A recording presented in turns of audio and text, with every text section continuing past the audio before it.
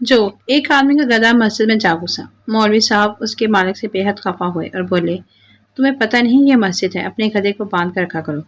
گدھے کے مالک نے اعتراف کیا اور نہایت معصومی سے کہنے لگا، مولوی جی یہ گدھا تو بیچارہ بے زبان ہے، آپ اپنی ایمانداری سے کہیں کہ میں بھی کبھی مسجد میں آیا ہوں۔ جو آدمی، مجھے ڈاکٹر سے ملنا ہے۔ ڈاکٹر بولا، فرمائیے۔ میں ڈاکٹر ہوں، یہاں پریکٹس کرتا ہوں۔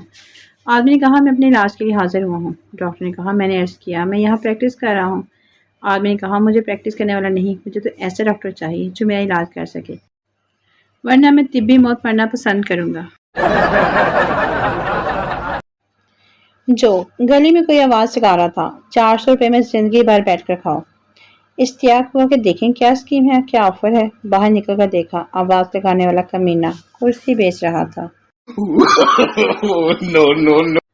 جو ایک آدمی نے اپنی بیوی کے پاس سانپ بیٹھا دیکھا اور بولا، ڈھس لے۔ سانپ، کیا ڈھس لوں، میں تو خود ان سے زہر ڈاؤن لوڈ کروانے آتا ہوں۔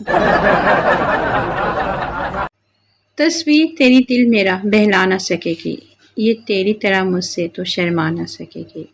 میں بات کروں گا تو یہ خاموش رہے گی، سینے سے لگا لوں گا تو یہ کچھ نہ کہے گی۔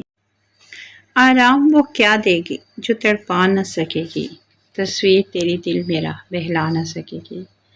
آنکھیں ہیں ٹھہری ہوئی چنچل وہ نگاہیں، یہ ہاتھ ہے سہمے ہوئے اور مست وہ باہیں، پرچھائی تو انسان کے کام آ نہ سکے گی، تصویر تیری دل میرا بہلا نہ سکے گی۔